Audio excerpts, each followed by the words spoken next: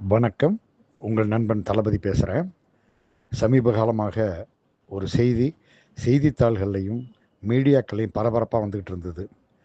அது சம்பந்தமாக என்னுடைய நண்பரும் சின்னத்திரை நடிகர் சங்க தலைவருமாகிய பரத் அவருடைய கருத்துக்களை சொல்கிறாரு. ரொம்ப ரொம்ப முக்கியமான விஷயம். உங்களுடைய பார்வைக்காக அன்புடன் தளபதி. எல்லாருக்கும் வணக்கம். நான் பரத், சின்னத்திரை நடிகர் சங்கத்தோட தலைவர். ஒரு 2 டேஸ்க்கு முன்னாடி, அதாவது 7ஆம் தேதி, எல்லாரும் நியூஸில் பார்த்துருப்பீங்க, செய்தித்தாளில் படிச்சிருப்பீங்க. ஒரு கொடுமையான சம்பவம், அதாவது 15 வயசு குழந்தை பாலியல் வன்கொடுமை. அதனால் அது சம்மந்தப்பட்ட அந்த குற்றவாளிகளை காவல்துறை போக்சோ சட்டத்தில் கைது பண்ணியிருக்காங்க.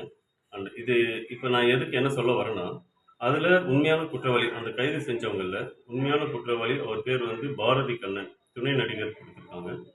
அவரோட உண்மையான ஃபோட்டோ இதுதான்.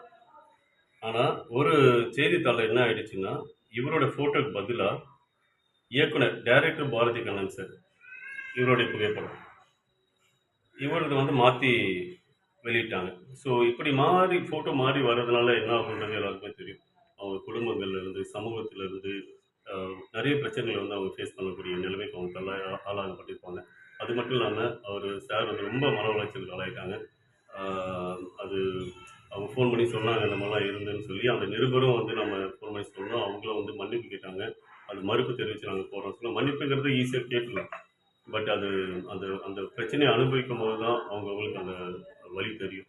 ஸோ இனி வரும் காலங்களில் இந்த மாதிரி தவறு நடக்காமல் கரெக்டான நபர் இவங்க தான் அந்த தவறு பண்ணாங்களா அப்படின்னு தெரிஞ்சு அந்த புகைப்படத்தோட செய்தி வெளியிட்டால் நல்லா இருக்கும். இந்த நேரத்தில் வேண்டி கேட்டுக்கிறேன்.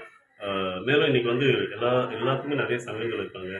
அண்டு பிஆர்ஓஸ் இருக்காங்க. அவங்கள வந்து தொடர்பு கொண்டு இவங்க தான் உண்மையான குற்றவாளியாக தெரிஞ்சுக்கிட்டு எந்த பிரச்சனையாக இருந்தாலும் ஈஸியாக வந்து இன்னைக்கு கண்டுபிடிக்கலாம். ஸோ அது தெரிஞ்சு விஷயங்கள் நியூஸ்க்கு வந்து வெளியில் வந்தால் நல்லாயிருக்கும். நிறைய நான் படிச்சிருக்கேன். விபச்சார வழக்கெலாம் வரும்போது ஈஸியாக துணை நடிகர்கள் அப்படின்னு வந்து செய்திகளில் வருது. அப்படி வரும்போது என்ன ஆகுதுன்னா, உண்மையிலே அவங்க துணை நடிகர் தானா நீங்கள் அதை கண்டறிஞ்சு ஊர்ஜிதப்படுத்தி உண்மையான நியூஸாக இருந்தால் நல்லாயிருக்கும்.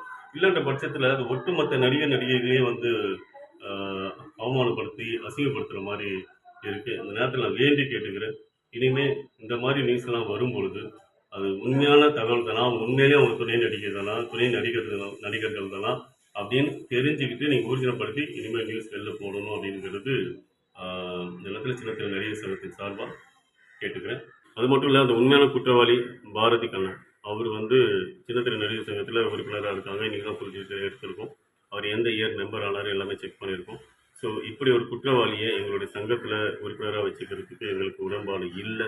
அதனால் வர 12ஆம் தேதி எங்களுடைய செயற்குழு கூட்டம் கூட்டி அதற்கான முடிவு, அதாவது எங்கள் சின்னத்திரை நடிகர் சங்கத்திலேருந்து இப்படி தவறு செய்தவரை உடனடியாக நீக்கணும் அப்படிங்கிறது நாங்கள் இன்னைக்கு முடிவு பண்ணி சீக்கிரமாக அவர் நீக்கிட்டோன்ற தகவலையும் நான் வந்து வெளியிடுவேன்.